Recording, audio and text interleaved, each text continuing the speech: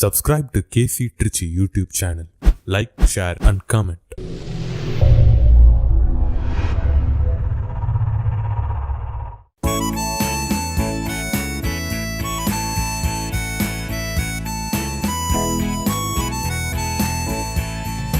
புனித நல்பலியினில் கலந்திடுவோம், துணிவுடன் இயேசுவின் வழி நடப்போம்.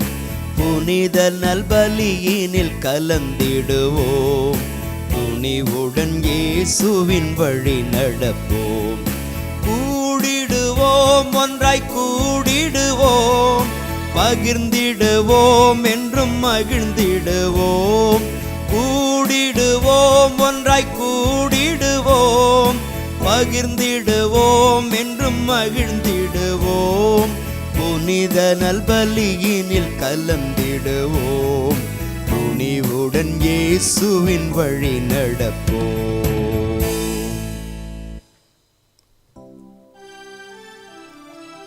தந்தை மகன் தூயாவியாரின் பெயராலே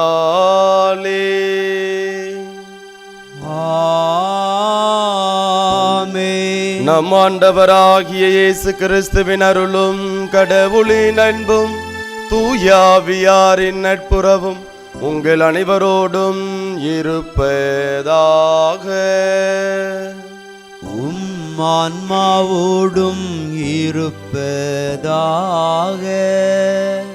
ஆண்டவர் இயேசுவுக்குள் பிரியமான சகோதர சகோதரிகளே, விண்ணரசில் நாம் மிக பெரியவர்களாக இருக்க வேண்டுமென்றால் நாம் நம் ஆண்டவர் இயேசு கிறிஸ்துவை போல கடவுளுடைய வார்த்தைகளை, கடவுளுடைய கட்டளைகளை நிறைவேற்றக்கூடிய பிள்ளைகளாக நாம் வாழ வேண்டும் என்பதனை இன்றைய இறைவார்த்தை வெளிப்பாடு நமக்கு அழைப்பு விடுகிறது. நம் ஆண்டவர் இயேசு கிறிஸ்து ஒவ்வொரு நாளும் கடவுளுடைய கட்டளையை பின்பற்றினார், கடவுளுடைய வார்த்தையை அனுதினமும் வாழ்வாக்கினார். அவரை நாம் முன்மாதிரியாக ஆண்டவராக ஏற்றுக்கொண்டிருக்கிறோம். ஆகவே இந்த நாளிலே அவரை போல நாமும் ஆண்டவருடைய வார்த்தையை அனுதினமும் வாசிக்கக்கூடிய பிள்ளைகளாக, அவருடைய கட்டளைகளை நாம் பின்பற்றக்கூடிய பிள்ளைகளாக, அதன் வழியாய் நாம் கடவுளுடைய திருவுளத்தை, ஆண்டவருடைய கட்டளைகளை நிறைவேற்றக்கூடிய பிள்ளைகளாக வாழ வேண்டுமெனவும், விண்ணரசில் கடவுளுடைய பார்வையில் மிக பெரியவர்களாக வாழ வேண்டிய, உயர வேண்டிய அந்த ஆசீர்வாதத்தினை இறைவன் நமக்கு தந்திரள வேண்டுமென தொடர்ந்து இந்த பலியில் நம்மையே ஒப்பு கொடுத்து மன்றாடுவோம். இந்த தூய மறை நிகழ்வை நாம் தகுந்த விதத்தில் கொண்டாட நமக்கு தடையாக இருக்கக்கூடிய குற்றங்களை ஏற்று மனம் வருந்துவோம்.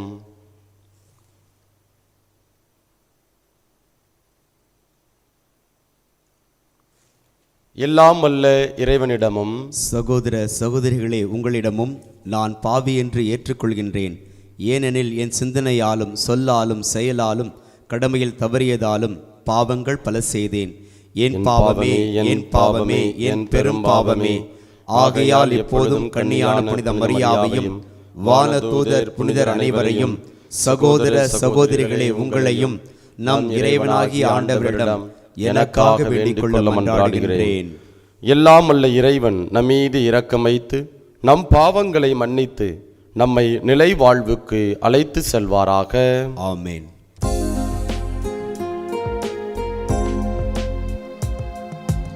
ஆண்டவரே இரக்கமாயிரும், ஆண்டவரே இரக்கமாயிரும்,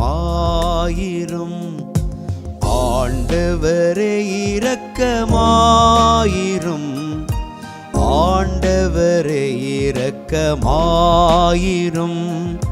கிறிஸ்துவே இரக்கமாயிரும், கிறிஸ்துவே இரக்கமாயிரும்.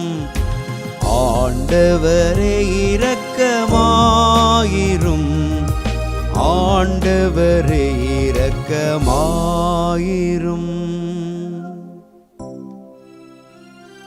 மன்றாடுவோமாக. ஆண்டவரே, தவக்கால முயற்சிகளால் பயிற்சியும் உமது வார்த்தையால் ஊட்டமும் பெறும் நாங்கள் புனித ஒருத்தல் முயற்சிகளால் முழு இதயத்தோடு எங்களை உமக்கு அர்ப்பணித்து வாழ உம்மை வேண்டுகின்றோம். இவ்வாறு உம்மை நோக்கி மன்றாடுவதில் நாங்கள் என்றும் ஒன்றுபட்டிருக்கவும் அருள்வீராக. உம்மோடு தூயாவியாரின் ஒன்றிப்பில் இறைவனாய் என்றென்றும் வாழ்ந்து ஆட்சி செய்கின்ற எங்கள் ஆண்டவரும் உம் திருமகனுமாகிய இயேசு கிறிஸ்து வழியாக உம்மை மன்றாடுகின்றோம்.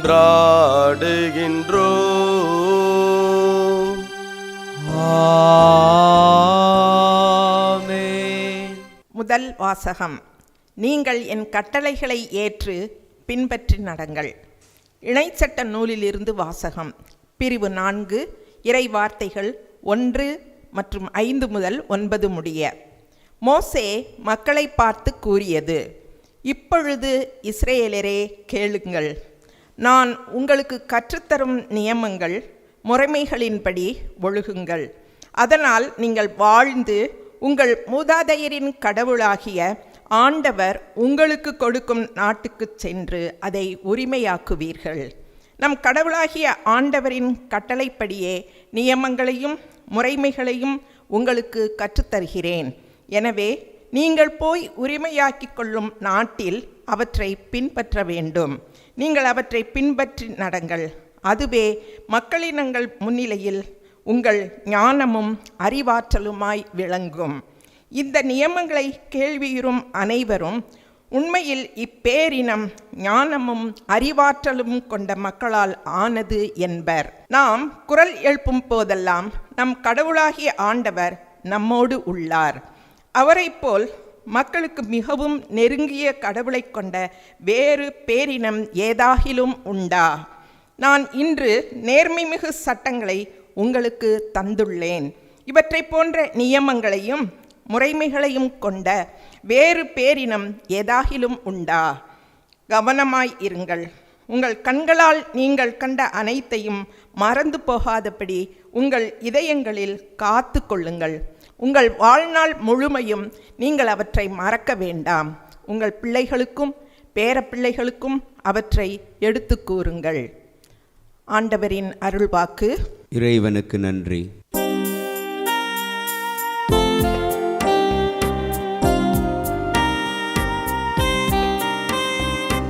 எருசலேமே ஆண்டவரை போற்றுவாயாக. எருசலேமே ஆண்டவரை போற்றுவாயாக.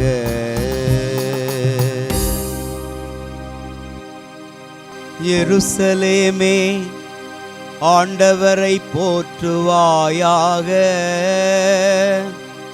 சீயோனே உன் கடவுளை புகழ்வாயாக. அவர் உன் வாயில்களின் தாள்களை வலுப்படுத்துகின்றார்.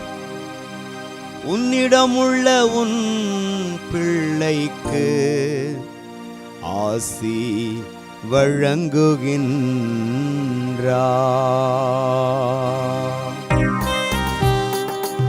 எருசலேமே ஆண்டவரை போற்றுவாயாக. எருசலேமே ஆண்டவரை போற்றுவாயாக. அவர் தமது கட்டளையை உலகினுள் அனுப்புகின்றார். அவரது வாக்கு மிகவும் விரைவாய் செல்கின்றது. அவர் வெண்கம்பளி போல் பனியை பொழிய செய்கின்றார். சாம்பலை போல் உறைபனியை தூவுகின்றார்.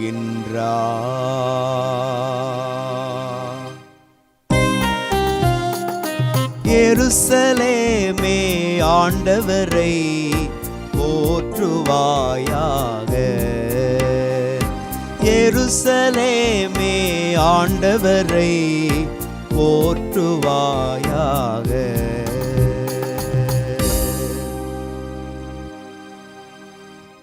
யாக்கோப்புக்கு தமது வாக்கையும் இஸ்ரேலுக்கு தம் நியமங்களையும் நீதி நெறிகளையும்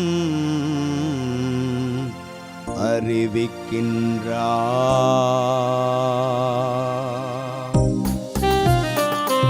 எருசலேமே ஆண்டவரை போற்றுவாயாக. எருசலேமே ஆண்டவரை போற்றுவாயாக, போற்றுவாயாக.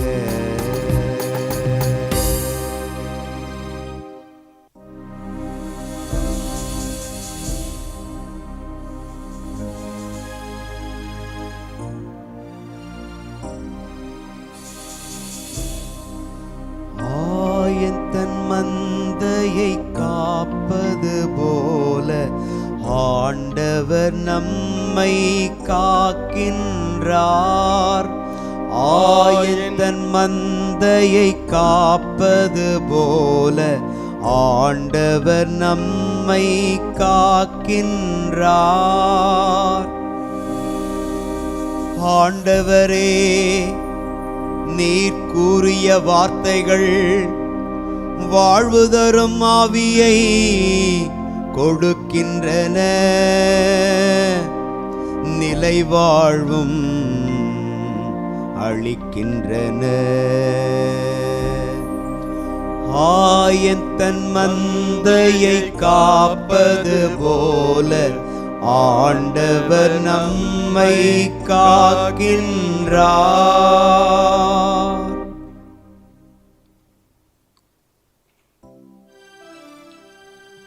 ஆண்டவர் உங்களோடு இருப்பாராக. ஆன்மாவோடும் இருப்பாராக. மத்தேயு எழுதிய தூய நற்செய்தியிலிருந்து வாசகம். ஆண்டவரே, மாட்சி உமக்கே. மத்தேயு நற்செய்தி அதிகாரம் 5 இறை வார்த்தைகள் 17 முதல் 19 வரை.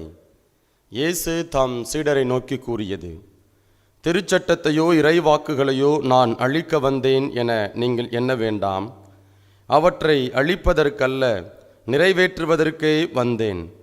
விண்ணும் மண்ணும் ஒளிந்து போகும் முன் திருச்சட்டம் யாவும் நிறைவேறும். அதன் ஒரு சிற்றெழுத்தோ ஒரு புள்ளியோ ஒழியாது என உறுதியாக உங்களுக்கு சொல்லுகிறேன். எனவே இக்கட்டளைகளில் மிக சிறியது ஒன்றையேனும் மீறி அவ்வாறே மக்களுக்கும் கற்பிக்கிறவர் விண்ணரசில் மிக சிறியவர் என கருதப்படுவார். இவை அனைத்தையும் கடைபிடித்து கற்பிக்கிறவரோ விண்ணரசில் பெரியவர் என கருதப்படுவார். ஆண்டவரின் அருள்வாக்கு. கிறிஸ்துவே உமக்கு புகழ். ஆண்டவர் இயேசுவுக்குள் பிரியமான சகோதர சகோதரிகளே, இப்போ நம்முடைய பிள்ளைகள் குறிப்பாக 10ஆம் வகுப்பு, 11ஆம் வகுப்பு, 12ஆம் வகுப்பு நம்முடைய பிள்ளைகள் எல்லாருமே அரசு பொதுத் தேர்வுக்காக தங்களையே தயாரித்து கொண்டு இருக்கிறார்கள். அதில் இன்னும் தேர்வெல்லாம் எழுதி கொண்டு இருக்கிறார்கள். நம்முடைய பிள்ளைகள் பல்வேறு விதங்களில் தங்களையே தயாரிப்பாங்க.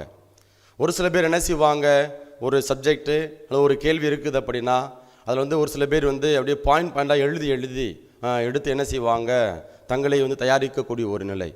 இன்னும் ஒரு சில பேர் அப்படியே அந்த கேள்வியை அப்படியே மொத்தமாக மரணம் செய்யக்கூடிய ஒரு நிலை. இன்னும் ஒரு சில பேர் இருப்பாங்க, அவங்கள பார்த்தோம் அப்படின்னா கடைசியில் நல்லா படித்தவங்க யாரோ அவங்கள்ட்ட போயிட்டு அந்த பாயிண்ட் மெயின் அந்த முக்கியமான அந்த கருவை மட்டும் கேட்டு என்ன செஞ்சுருவாங்க அப்படின்னா தேர்வுக்கு போவாங்க, எழுதுவாங்க. நல்லா படித்தவர்களை விட இவங்க என்ன செய்வாங்க அப்படின்னா அதிகமான மதிப்பெண்களை பெற்று அவங்க ரொம்ப ஒரு வளமான வாழ்வை தங்களுடைய வாழ்க்கையில் அடைவார்கள். அப்போது இன்றைக்கு வாசிக்க நற்செய்தி வாசகம், இன்றைக்கு அந்த வாசகத்தை நாம் படிக்கிறப்ப நமக்கு ஒரு முரண்பாடு இருப்பது போல் நமக்கு தோணலாம். அது என்ன அப்படின்னா, இது நம்ம ஆண்டவர் இயேசு கிறிஸ்து நற்செய்தி வாசகத்தில் சொல்கிறாரு, நான் திருச்சட்டங்களையோ இறைவாக்குகளையோ அழிக்க வந்தேன் என நீங்கள் என்ன வேண்டாம், மாறாக அவற்றை நிறைவேற்றுவதற்கே வந்தேன் என்று நம்ம ஆண்டவர் இயேசு கிறிஸ்து அங்கு நற்செய்தி வாசகத்தில் எடுத்துரைக்கிறார். ஏன் இப்படி நம்ம ஆண்டவர் இயேசு கிறிஸ்து இப்படி சொல்லணும் அப்படின்னா, இஸ்ரேல் மக்கள் குறிப்பாக மறைநூல் அறிஞர்கள், பரிசேயர்கள், தலைமை குருக்கள் இவங்கெல்லாம் என்ன செய்கிறாங்க அப்படின்னா இயேசுவின் மீது பொறாமைப்படக்கூடிய மக்களாக, பிள்ளைகளாக இவர் வந்து இருக்கிறாங்க. ஏன்? இவர் வந்து அவருடைய இஷ்டத்துக்கு ஏற்றாறு போல, விருப்பத்திற்கு ஏற்றாறு போல சட்டங்களை எல்லாம் வந்து மீறுகிறார், சட்டங்களை எல்லாம் தன்னுடைய வசதிக்கு ஏற்றாறு போல வளைத்து கொள்கிறார் என்பது அவர்களுடைய ஒரு பார்வை, அவர்களுடைய ஒரு குற்றச்சாட்டாக இருக்கிறது. ஆனால் உண்மையிலேயே இந்த இறைவார்த்தை நாம் வந்து படித்தோம் அப்படின்னா, ஆழமாக உள்ளூரப்பை நாம் வந்து பார்த்தோம் அப்படின்னா, நம் ஆண்டவர் இயேசு கிறிஸ்து இந்த இறைவார்த்தை வந்து ஒருபோதும் அழிக்கலை. கடவுளுடைய கட்டளைகளை வந்து நம் ஆண்டவர் இயேசு கிறிஸ்து மீறவில்லை என்பது தான் நமக்கு வந்து புலப்படும். இப்போ உதாரணமாக இந்த கடவுளுடைய கட்டளைகளை அல்லது கடவுளுடைய வார்த்தைகளை வந்து நம்ம யாருடைய பார்வையில் பார்க்கணும், அதுதான் நமக்கு வந்து முக்கியம். நாம் நம்முடைய மனித அடிப்படையில், மனித பார்வையில் நம்ம வந்து என்ன செய்யக்கூடாது அப்படின்னா, கடவுளுடைய கட்டளைகளை பார்க்கக்கூடாது, கடவுளுடைய வார்த்தையை நம்ம வந்து பார்க்கக்கூடாது. மாறாக இயேசுவினுடைய பார்வையில், இயேசுவினுடைய மனநிலையில் நாம் கடவுளுடைய கட்டளைகளையும் கடவுளுடைய வார்த்தையும் நாம் பார்க்க வேண்டும். இயேசுவின் மனநிலையில் ஆண்டவருடைய வார்த்தையை நிறைவேற்றக்கூடிய பிள்ளைகளாக நாம் இருக்கணும் என்பதைத்தான் இன்றைய நாளில் நம் ஆண்டவர் இயேசு கிறிஸ்து நம் ஒவ்வொருவருக்கும் அழைப்பு விடுக்கிறார். இப்போ உதாரணமாக எப்படி ஒரு குடும்பத்தில் தந்தை இருப்பாங்க, மகனுக்கு யார் முதன்மையான எதிரி அப்படின்னா அப்பாவாக தான் இருக்க முடியும். ஒரு 15 வயது அல்லது 18 வயது வருகின்ற பொழுது அப்பா வந்து தன்னுடைய மகனை வந்து கொஞ்சம் கட்டுப்படுத்துவார். இப்படி ஒழுக்கமாக இருக்கணும், நல்ல பிள்ளையாக இருக்கணும் அப்படின்னு சொல்லி என்ன செய்வார்னா கட்டுப்படுத்துவார். கொஞ்சம் கெடுபிடியாக வந்து இருப்பார். உடனே மகன் அம்மாட்ட சொல்லுவான், அம்மா அந்த ஆள்கிட்ட சொல்லுமா, அடி வாங்கிட போகிறாரு, ரொம்ப ஓவராக போகிறாரு அப்படின்னு சொல்லி மகன் வந்து அப்பாவை ஒரு எதிரியாக வந்து பார்க்கக்கூடிய ஒரு நிலை. இப்போ இந்த மகனுக்கு வந்து வயது வந்துடும், வயது வந்து திருமணம் பண்ணுவார். அப்போ அவருக்கு வந்து அந்த மகனுக்கு வந்து ஒரு குழந்தை பிறக்கும். அப்போ குழந்தை பிறக்கிறப்ப அந்த மகனை வந்து என்ன செய்வார் அப்படின்னா ரொம்ப ஒரு கெடுபிடியாக ஒரு கட்டுக்கோப்போடு அங்கே வந்து வளர்ப்பார், ஒழுக்கங்களை நல்ல பழக்க வழக்கங்களை கற்றுக் கொடுப்பார். அப்போது தன்னுடைய மகன் அல்லது தனக்கு ஒரு மகன் பிறக்கிறப்ப தான் தன்னுடைய அப்பாவை அவர் வந்து நினைவு கூர்வார். அப்போது இந்த இறை வார்த்தையை நாம் புரிந்து கொள்ளணும் அப்படின்னா நம்முடைய அடிப்படையில் நாம் வந்து புரிந்து கொள்ள முடியாது. மனிதர்கள் நம்ம வந்து பலவீனமானவர்கள், ஒரு வரம்புக்கு உட்பட்ட பிள்ளைகளாக நம்ம வந்து வாழ்ந்து கொண்டு இருக்கிறோம். அப்போ நம்ம என்ன செய்கிறோம்னா பல நேரங்களில் வந்து நம்முடைய வசதிக்கு ஏற்றாறு போல கட்டளைகளை நாம் வந்து வளைத்து கொள்கின்றோம். நம்முடைய வசதிக்கு ஏற்றாறு போல ஆண்டவருடைய வார்த்தையை வந்து நாம் வந்து பயன்படுத்தி கொள்கிறோம், மேற்கோள் காட்டுகிறோம். அப்போது நம்முடைய வாழ்வையும் வந்து நம்முடைய வசதிக்கு ஏற்றாறு போல் அமைத்து கொண்டு நம்முடைய அந்த வாழ்வோடு தொடர்புடைய இறை வார்த்தைகளை நாம் வந்து அப்படி பிடித்து கொண்டு நாம் அதை வந்து நியாயம் பேசுவோம். அப்படி நம்முடைய வாழ்க்கை வந்து இருந்துவிடக்கூடாது என்பதைத்தான் இன்றைய நாளில் நம்ம ஆண்டவர் இயேசு கிறிஸ்து நமக்கு வந்து எடுத்துரைக்கிறார். இப்போ பாருங்கள், விடுதலை பயண புத்தகம் அதிகாரம் 20 நம்ம வந்து பார்க்குறோம், கடவுள் அங்கே வந்து 10 கட்டளைகளை அங்கே வந்து கொடுக்குறார். இப்போ யூத சமய தலைவர்கள் அவங்க என்ன செய்கிறாங்க அப்படின்னா இந்த 10 கட்டளைகளை வந்து 613 சட்டங்களாக அவர்கள் வந்து உருவாக்கி கொள்கிறார்கள். இப்போ இந்த 613 சட்டங்களையும் என்ன செய்கிறாங்க அப்படின்னா சாதாரண சாமானிய மக்கள் மீது அவர்கள் வந்து திணிக்கிறார்கள். அப்போ இவங்க என்ன செய்கிறாங்க, தங்களுடைய விருப்பத்திற்கு ஏற்றாறு போல, தங்களுடைய வசத்திற்கு ஏற்றாறு போல இந்த சட்டங்களை வந்து அவர்களுக்கு வந்து பயன்படுத்துகிறாங்க. அந்த சட்டங்களுக்கு தேவையான விளக்கங்களை அவர்கள் வந்து கொடுக்கிறார்கள். ஆனால் நம் ஆண்டவர் இயேசு கிறிஸ்து இந்த 10 கட்டளைகளை நிறைவேற்றக்கூடியவராகவே இருக்கிறார். இந்த 613 சட்டங்களும் தேவையில்லை, 10 கட்டளைகளும் நமக்கு வந்து தேவையில்லை. 2 கட்டளைகளில் அதை வந்து உள்ளடக்கக்கூடியவராக நம் ஆண்டவர் இயேசு கிறிஸ்து இருக்கிறார். நாம் மத்தேயு நற்செய்தி அதிகாரம் 22 இறை வார்த்தை 36 முதல் 40 வரையில் நாம் வந்து பார்க்குறோம். அங்கே திருச்சட்ட அறிஞர் ஒருவர் இயேசுவிட்ட வந்து கேட்குறாரு, அதுவும் சோதிக்கும் நோக்கடைய கேட்குறாரு, திருச்சட்ட நூலில் தலை சிறந்த கட்டளை எது என்று கேட்கிறாரு. அப்போ ஆண்டவர் இயேசு கிறிஸ்து ரொம்ப அழகாக பதில் சொல்கிறாரு, உன் முழு இதயத்தோடும் முழு உள்ளத்தோடும் முழு மனத்தோடும் உன் ஆண்டவராகிய கடவுளிடம் அன்பு செலுத்து, இதுவே தலை சிறந்த முதன்மையான கட்டளை அப்படிங்கிறார். அதற்கப்புறம் சொல்கிறாரு, நீ அன்பு கூறுவது போல உனக்கு அடுத்திருப்போர் மீதும் அன்பு கூர்வாயாக என்பது இதற்கு இணையான 2வது கட்டளை. இப்போ அடுத்து வரக்கூடிய அந்த வாசகங்கள் தான் இன்றைய நற்செய்தி வாசகத்துக்கு ஒரு நெருங்கிய தொடர்பை ஏற்படுத்தக்கூடிய ஒன்றாக இருக்கிறது. திருச்சட்ட நூல் முழுமைக்கும் இறைவாக்கு நூல்களுக்கும் இவ்விரு கட்டளைகளை அடிப்படையாக அமைகின்றன என்று பதிலளிக்கிறார். அப்போ பாருங்க, 10 கட்டளைகள் அங்கே பழைய ஏற்பாட்டில் நாம் பார்க்குறோம். விடுதலை பயண புத்தகம் அதிகாரம் 20 நாம் பார்க்குறோம். இது 613 சட்டங்களாக இயேசுவினுடைய காலத்தில் இருக்கிறது.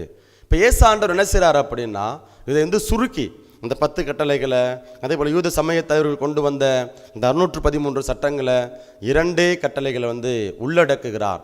அப்போ திருச்சட்ட நூல்கள் இறைவாக்கு நூல்கள் அனைத்திற்கும் இந்த 2 கட்டளைகள் அடிப்படையாக இருக்கின்றன, அமைகின்றன என்பதை நம் ஆண்டவர் இயேசு கிறிஸ்து மிக அழகாக நமக்கு எடுத்துரைக்கிறார். இப்போ எப்படி பார்க்குறோம் அப்படின்னா, 10 கட்டளைகள், முதல் 3 கட்டளைகள் கடவுளை மையப்படுத்தி ஒன்றாக இருக்கிறது. அதான் இங்கே மத்தேயு நற்செய்தி அதிகாரம் 22 இறை வார்த்தை 36 மற்றும் 37 நாம் பார்க்குறோம். அப்போது முழு மனதோட, முழு ஆற்றலோட, முழு அறிவோட உன் ஆண்டவராகிய கடவுளை அன்பு செலுத்து. அப்போ ஆண்டவரை அன்பு செஞ்சோம் அப்படின்னா ஆண்டவருடைய திருநாட்களை நாம் பரிசுத்தமாக அனுசரிப்போம்.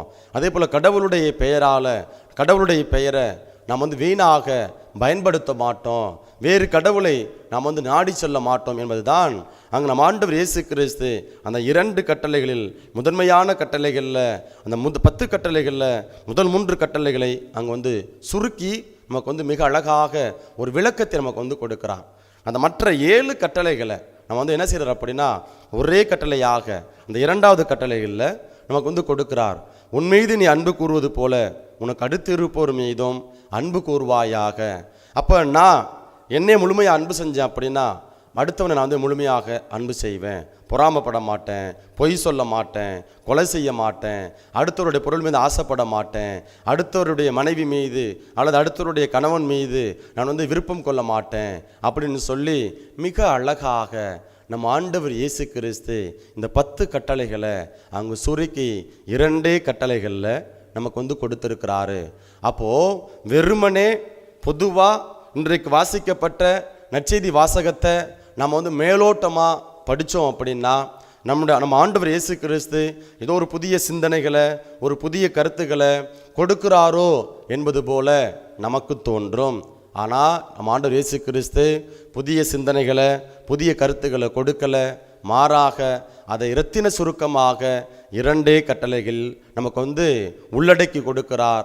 அதற்கு நமக்கு ஒரு விளக்கத்தை நமக்கு கொடுக்கக்கூடியவராக இருக்கிறார். இன்னும் ஒருபடி மேலே நம்ம ஆண்டவர் இயேசு கிறிஸ்து ஒரே கட்டளையாக ஒரு புதிய கட்டளை நமக்கு கொடுக்கிறார். நம்ம எங்கே பார்க்குறோம் அப்படின்னா யோவான் நற்செய்தி அதிகாரம் 13 இறை வார்த்தை 34 ஒருவர் மற்றவரிடம் அன்பு செலுத்துங்கள் என்னும் புதிய கட்டளையை நான் உங்களுக்கு கொடுக்கிறேன். நான் உங்களிடம் அன்பு செலுத்தியது போல நீங்களும் ஒருவர் மற்றவரிடம் அன்பு செலுத்துங்கள் என்று நம் ஆண்டவர் இயேசு கிறிஸ்து மிக அழகாக அங்கு ஒரு புதிய கட்டளையை நமக்கு கொடுக்கிறார். அப்போது நம் ஆண்டவர் இயேசு கிறிஸ்து எந்த இடத்துலையும் என்ன செய்யலை அப்படின்னா அங்கு தன்னுடைய கட்டளைகளை அல்லது கடவுளுடைய கட்டளைகளை, ஆண்டவருடைய வார்த்தையை ஒருபோதும் மீறவில்லை. ஆனால் இந்த மறைநூல் அறிஞர்கள், இந்த தலைமை குருக்கள் இவங்க தான் என்ன செய்கிறாங்க அப்படின்னா இயேசு தன்னுடைய வசதிக்கு ஏற்றாறு போல இவர் கட்டளைகளை வளைத்து கொள்கிறார், பயன்படுத்தி கொள்கிறார், இறை வார்த்தையை, ஆண்டவருடைய வார்த்தையை பயன்படுத்துகிறார் என்று சொல்லி அவர் மீது ஒரு விமர்சன பார்வையை அங்கு கொடுக்கிறாங்க. ஆனால் உண்மையில் பார்த்தோம் அப்படின்னா இயேசு ஆண்டவர் இந்த கட்டளைகளை நிறைவேற்றக்கூடியவராகவே இருக்கிறார். பாருங்க, அந்த சிலுவை அடியில், சிலுவையில் அங்கு தொங்கிக் கொண்டிருக்கிறார். கல்வாரி மலையில் சிலுவையில் தொங்கிக் கொண்டிருக்கின்ற பொழுது எல்லாம் நிறைவேறிற்று என்று சொல்லி அங்கே என்ன செய்கிறார் அப்படின்னா அங்கே தன்னுடைய உயிர் மூச்சை ஆண்டவரிடத்தில் ஒப்பு கொடுப்பதை நாம் பார்க்குறோம். அப்போ எல்லாம் நிறைவேறிற்று. அப்போ கடவுள் நம் ஆண்டவர் இயேசு கிறிஸ்து எதற்காக வந்தாரோ அதை நிறைவேற்றி இருக்கிறார். அப்போ தந்தையினுடைய திருவுளத்தை நிறைவேற்றுவதே என்னுடைய உணவு, என்னுடைய பணி என்று நம் ஆண்டவர் இயேசு கிறிஸ்து கூறியவர் அவர் என்ன செஞ்சிருக்கிறார் அப்படின்னா அவர் மிக அழகாக ஒவ்வொரு நாளும் ஆண்டவருடைய வார்த்தையை பின்பற்றக்கூடியவராக, ஆண்டவருடைய சட்டங்களை வாழ்வாக்கக்கூடியவராக அவர் இருந்திருக்கிறார். அவர் எந்த இடத்துலையும், ஒரு மனித அடிப்படையில் இயேசுவை பார்த்தோம் அப்படின்னா, எந்த இடத்துலையும் அவர் கடவுளுடைய கட்டளையை மீறியதில்லை. மாறாக அவர் அன்பு செய்திருக்கிறார். அதே போல உடல் நலமற்றவருக்கு நோய்களை சுகம் கொடுத்திருக்கிறார், விடுதலை கொடுத்திருக்கிறார். தீய சக்திகளால் ஆட்கொள்ளப்பட்டவருக்கு விடுதலை கொடுக்கக்கூடியவராக நம் ஆண்டவர் இயேசு கிறிஸ்து இருக்கிறாரு. அதே போல கல்வாரி மலையில் தன்னை காரி உமிழ்ந்தவர்களுக்காக, தன்னை காட்டி கொடுத்தவர்களுக்காக, தன்னை மறுதளித்தவர்களுக்காக அங்கே என்ன செய்கிறார் அப்படின்னா, நம் ஆண்டவர் இயேசு கிறிஸ்து அவர்களுக்காக ஜெபம் செய்கிறார், அவர்களை அன்பு செய்கிறார். அப்போது இந்த கடவுளுடைய கட்டளை, 10 கட்டளையை இங்கே 2 கட்டளையாக கொடுத்த கடவுள், அப்புறம் புதிய கட்டளையை கொடுத்த கடவுள் என்ன செய்கிறார் அப்படின்னா, மிக அழகாக கடவுளுடைய சட்டங்களை, கடவுளுடைய வார்த்தைகளை நிறைவேற்றக்கூடியவராகவே இருக்கிறார். இந்த ஒரு பின்னணியில் தான் இன்றைக்கு வாசிக்கப்பட்ட இந்த நற்செய்தி வாசகத்தை நாம் புரிந்து கொள்ள வேண்டும். இந்த நற்செய்தி வாசகம் உங்களுக்கும் எனக்கும் கொடுக்கக்கூடிய செய்தி என்ன அப்படின்னா, நாமும் நம் ஆண்டவர் இயேசு கிறிஸ்துவை போல கடவுளுக்காக, கடவுளுடைய வார்த்தைக்காக, கடவுளுடைய சட்டங்களுக்காக நம்மை நாம் அர்ப்பணிக்க வேண்டும்.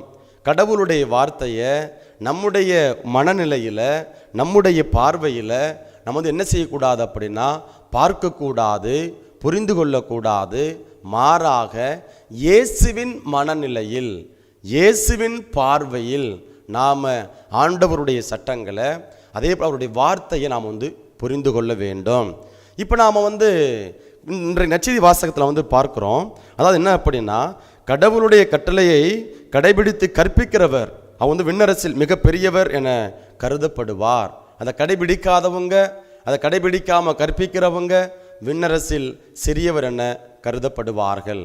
அப்போ இந்த மறைநூல் அறிஞர்கள், தலைமை குருக்கள் இவங்களாம் என்ன செய்கிறாங்க அப்படின்னா, அந்த கடவுளுடைய கட்டளையை முறையாக பின்பற்றலை, ஆண்டவருடைய வார்த்தையை முறையாக வாழ்வாக்கலை. அதனால் இயேசுவினுடைய பார்வையில், கடவுளுடைய பார்வையில் அவங்க எப்படி இருக்கிறாங்க அப்படின்னா, அவர்கள் சிறியவர்களாக கருதப்படுகிறார்கள். இன்றைக்கு நீங்களும் நானும் கடவுளுடைய கட்டளைகளை அல்லது கடவுளுடைய வார்த்தைகளை எப்படிப்பட்ட மனநிலையில் பார்க்கிறோம்? பரிசேயர்களைப் போல, மறைநூல் அறிஞர்களைப் போல வெளியில் ஒன்று பேசி உள்ளுக்குள்ளே ஒரு மாறுபட்ட, ஒரு முரண்பாடான வாழ்வை நாம் வாழ முயற்சிக்கின்றோமா?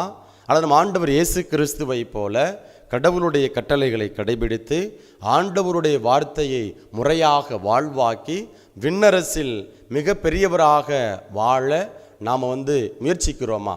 இதுதான் இன்றைய நாளில் நம்ம ஆண்டவர் இயேசு கிறிஸ்து நமக்கு அழைப்பு விடுக்கிறார். பாருங்க, யோவான் நற்செய்தி அதிகாரம் 12 இறைவார்த்தை 24 நாம் இவ்வாறு வாசிக்கிறோம்.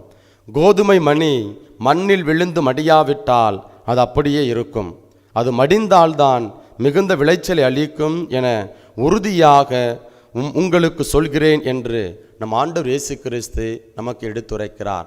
அப்போ நாம் கடவுளுக்கு பலன் கொடுக்கணும், கடவுளுடைய பார்வையில் மிக பெரியவர்களாக இருக்கணும் அப்படின்னா நம்முடைய சுயநலத்தை, நம்முடைய பார்வைகளை அங்கே திணிக்கக்கூடாது.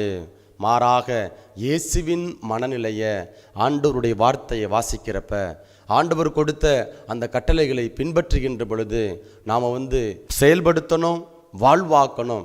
அப்படி வாழ்வாக்குவதற்கு நம்முடைய மனித திறமைகள், மனித அறிவு ஒரு காலம் நமக்கு உதவாது. அப்போ என்ன செய்யணும்? இந்த கோதுமை மணி எப்படி மண்ணில் விழுந்து பலன் கொடுக்கிறதோ அதே போல் நம்முடைய சுயத்தை நாம் இழக்க வேண்டும், நம்முடைய ஆணவத்தை நாம் இழக்க வேண்டும், நம்முடைய தற்பெருமையை நாம் இழக்க வேண்டும், நம்முடைய அறிவினை, நம்முடைய மேற்றின்மையை, நம்முடைய திறமைகள் அனைத்தும் நம்ம என்ன செய்யணும் அப்படின்னா கடவுளுக்கு முன்பாக நம்ம ஒப்பு கொடுத்து, ஆண்டவரே இது என்னுடைய அறிவினால் உம்முடைய இறை வார்த்தையை நான் புரிந்து கொள்ளக்கூடாது, உம்முடைய கட்டளைகளை நான் செயல்படுத்தக்கூடாது. மாறாக உம்முடைய வல்லமையினால், உம்முடைய தூண்டுதலினால் இறை வார்த்தையை நான் புரிந்து கொள்ள வேண்டும், அதை நான் வாழ்வாக்க வேண்டும், உம்முடைய பார்வையில் மிக பெரியவனாக வாழ வேண்டும் என்று சொல்லி நம்மையே இந்த திருப்பலியில் ஒப்பு கொடுத்து தொடர்ந்து ஜெபிப்போம். ஆண்டவருடைய ஆசீரை பெற்றுக்கொள்வோம்.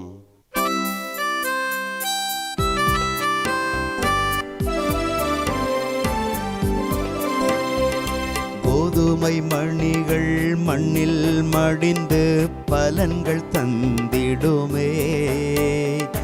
மடியும் மணிகள் விண்ணில் பிறந்து என்றும் வாழ்ந்திடுமே. கோதுமை மணிகள் மண்ணில் மடிந்து பலன்கள் தந்திடுமே. மடியும் மணிகள் விண்ணில் பிறந்து என்றும் வாழ்ந்திடுமே.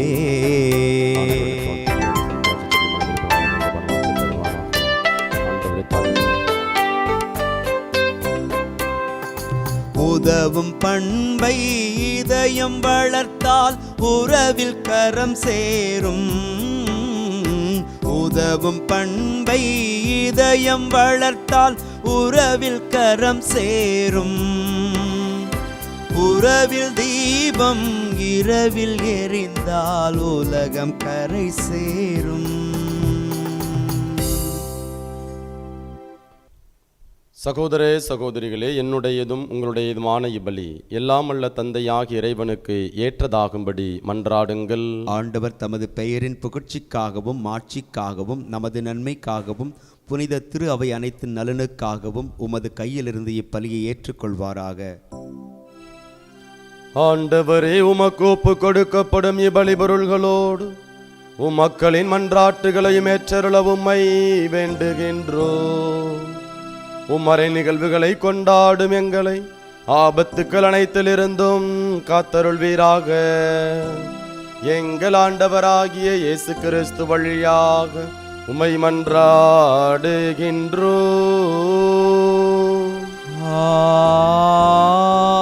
ஆமென். ஆண்டவர் உங்களோடு இருப்பாராக. ஆன்மாவோடும் இருப்பாராக. இதயங்களை மேலே எழுப்புங்கள். ஆண்டவரிடம் எழுப்பியுள்ளோம். நம் இறைவனாகிய ஆண்டவருக்கு நன்றி கூறுவோம். அது தகுதியும் நீதியும் ஆனதே.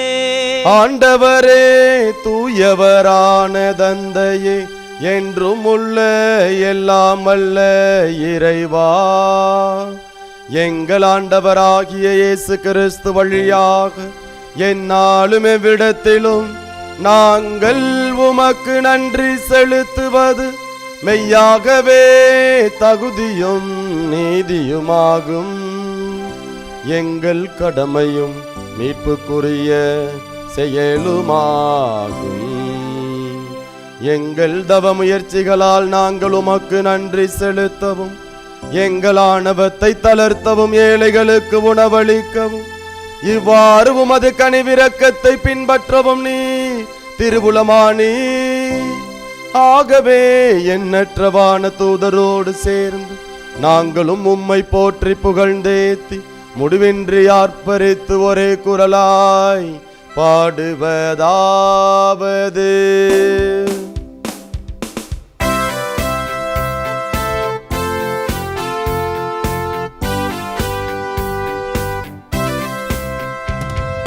தூயவர் தூயவர் தூயவர் வான் படைகளின் கடவுளமாண்டவர். விண்ணகமும் மண்ணகமும் உமது மாட்சியால் நிறைந்துள்ளன. உன்னதங்களிலே ஓசன்னா, உன்னதங்களிலே ஓசன்னா. ஆண்டவர் பெயரால் வருகிறவர் ஆசி பெற்றவர். உன்னதங்களிலே ஓசன்னா, உன்னதங்களிலே ஓசன்னா.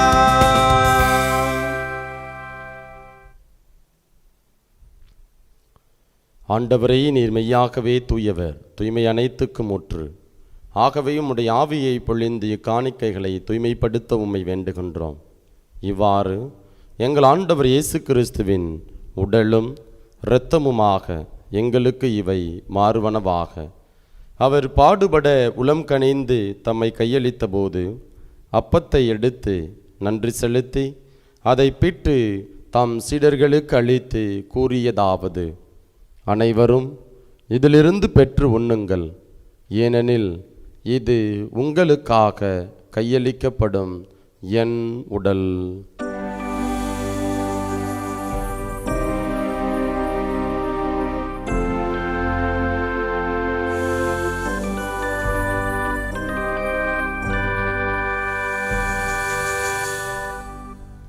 அவ்வண்ணமே இரவு விருந்தை அருந்தியபின் கிண்ணத்தையும் எடுத்து மீண்டும் உமக்கு நன்றி கூறி தாம் சீடர்களுக்கு அளித்து அவர் கூறியதாவது: அனைவரும் இதிலிருந்து பெற்று பருகுங்கள், ஏனெனில் இது புதிய நிலையான உடன்படிக்கைக்கு உரிய என் இரத்தத்தின் கிண்ணம்.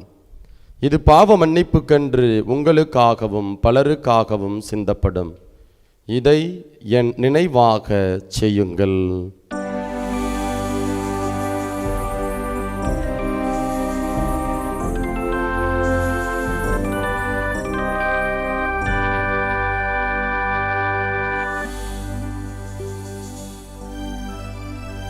நம்பிக்கையின் மறைபொருள்.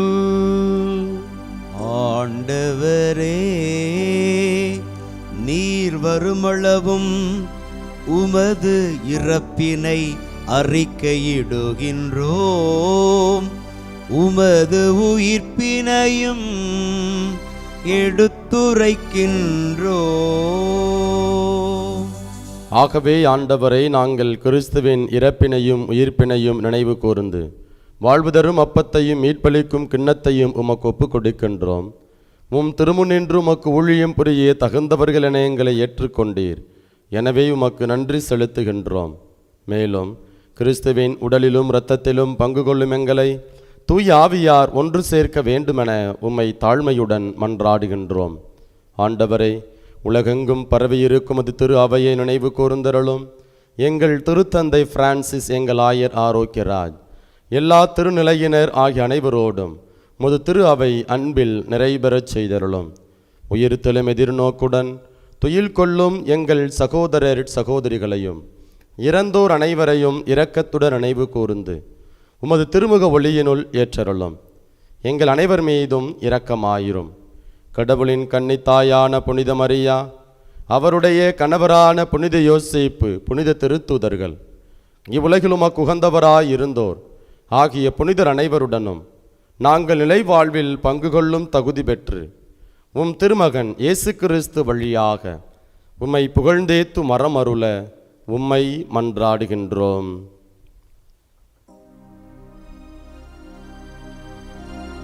இவர் வழியாக இவரோடு இவரில் எல்லாம் அல்ல இறைவனாகிய தந்தையே,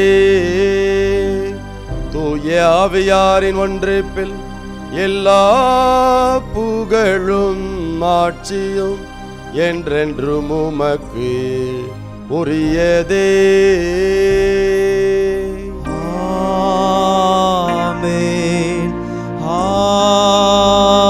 ஆமென், ஆமென்.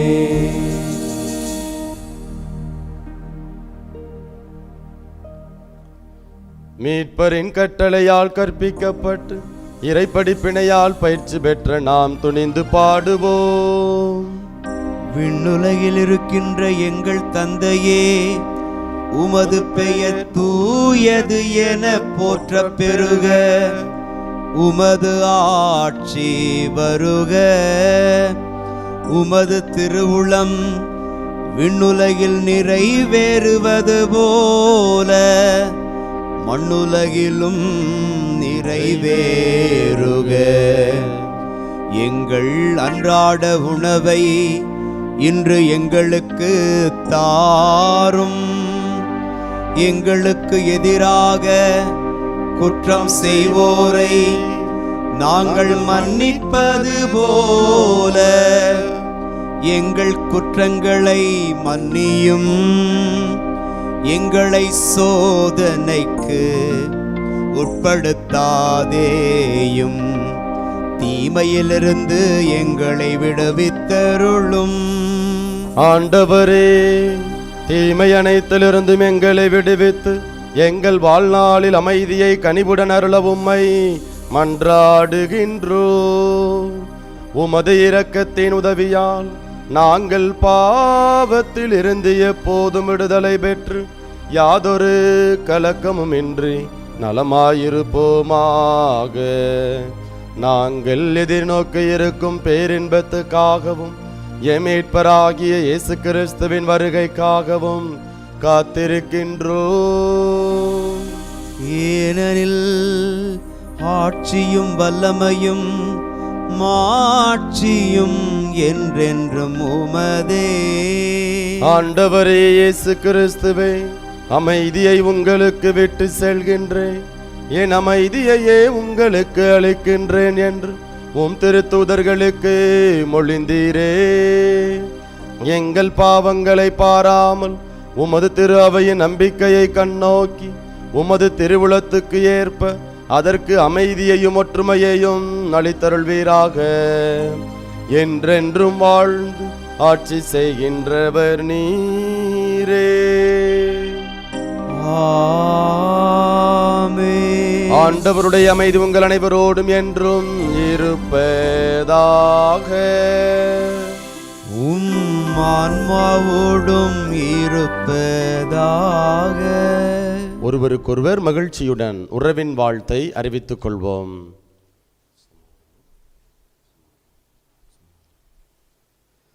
உலகின் பாவங்களை போக்கும் இறைவனின் செம்மறியே, எங்கள் மேல் இரக்கமாயிரும். உலகின் பாவங்களை போக்கும் இறைவனின் செம்மறியே, எங்கள் மேல் இரக்கமாயிரும். உலகின் பாவங்களை போக்கும் இறைவனின் செம்மறியே, எங்களுக்கு அமைதியை அளித்தருளும். இதோ இறைவனின் செம்மறி, இவரே உலகின் பாவங்களை போக்குபவர். இவருடைய திருவிருந்திற்கு அழைக்க பெற்ற நாம் ஒவ்வொருவரும் பேறு பெற்றோர். ஆண்டவரே, நீர் என் இல்லத்தில் எழுந்தருள நான் தகுதியற்றவன். ஆனால் ஒரு வார்த்தை மட்டும் சொல்லி அருளும், எனது ஆன்மா நலம் அடையும். கிறிஸ்துவின் திருடலும் திருரத்தம் ஒருவரும் காத்து முடிவெல்லாம் வாழ்வளிப்பதாக. ஆமென். ஆசை திருவிருந்துக்கான மன்றாட்டு. ஆண்டவரே, நீர் என் இல்லத்தில் எழுந்தருள நான் தகுதியற்றவன். ஆனால் ஒரு வார்த்தை மட்டும் சொல்லி அருளும் என்று நூற்றுவர் தலைவன் ஜெபித்தது போல நாங்களும் இப்போது உம் திருப்பாதம் பணிந்து வேண்டுகிறோம். இனிய இயேசுவே, நாங்கள் தகுதியற்றவர்களாய் இருந்தாலும் எங்கள் தகுதியின்மையை பாராமல் நீர் எங்கள் உள்ளங்களில் எழுந்து வாரும். உம் அன்பிலும் அருளிலும் நாங்கள் நிலைத்திருக்க எம்முள் எழுந்து வாரும். உம் பிள்ளைகளாக உயிருள்ள உண்மை சாட்சிகளாக உமது நற்செய்தின்படி வாழ்பவர்களாக எங்களை உருமாற்ற வாரும். தந்தையின் திருவுளப்படி வாழ்ந்திட எங்களுக்கு துணை புரிந்திட வாரும். நன்மை செய்வதில் ஆர்வமுள்ளவர்களாய் தீமைகள் அனைத்திலிருந்தும் விடுதலை பெற்றவர்களாய் வாழவும் எங்களை வழிநடத்த வாரும். எல்லா நலன்களும் வளங்களும் எங்களை நிரப்ப வாரும். ஆமேன். நன்றி கூறி மன்றாடுவோமாக. ஆண்டவரே, எங்களுக்கு ஊற்றமளிக்கும் இன்னக விருந்து எங்களை புனிதப்படுத்துவதாக. தவறுகள் அனைத்திலிருந்தும் அது எங்களை தூய்மைப்படுத்தி மறு உலக வாக்குறுதிகளுக்கு எங்களை தகுதியுள்ளவர்கள் ஆக்குவதாக. எங்கள் ஆண்டவராகிய இயேசு கிறிஸ்து வழியாக உம்மை மன்றாடுகின்றோம்.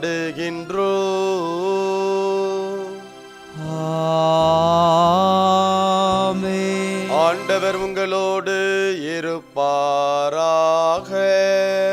உம் ஆன்மாவோடும் இருப்பாராக.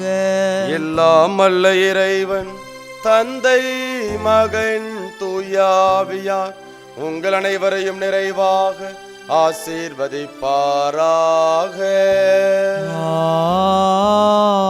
ஆமென். இறைவனின் ஆசி பெற்ற மக்களாய் வாழ சென்று வாருங்கள்.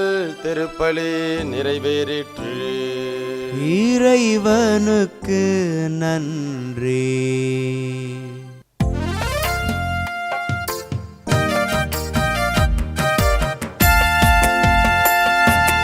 அகிலம் போற்றும் வளனாரே, அடைக்கலம் தந்து ஆதரியே.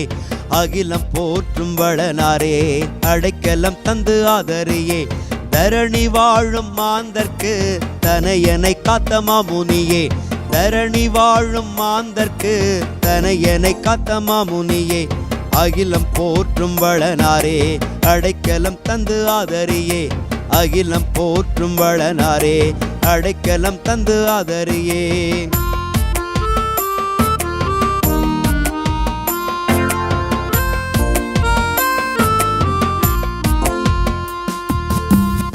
ஆண்டவரின் அடிமை என கூறி நின்ற அன்னை மரியாளின் துணையானாய், ஆண்டவரின் அடிமை என கூறி நின்ற அன்னை மரியாளின் துணையானாய், இறைவனின் திட்டத்திலே இணைந்திருந்தாய், இறைவனின் திட்டத்திலே இணைந்திருந்தாய், என்றும் அவருக்கே பணிந்திருந்தாய், என்றும் அவருக்கே பணிந்திருந்தாய். அகிலம் போற்றும் வளனாரே அடைக்கலம் தந்து ஆதரியே, அகிலம் போற்றும் வளனாரே அடைக்கலம் தந்து ஆதரியே.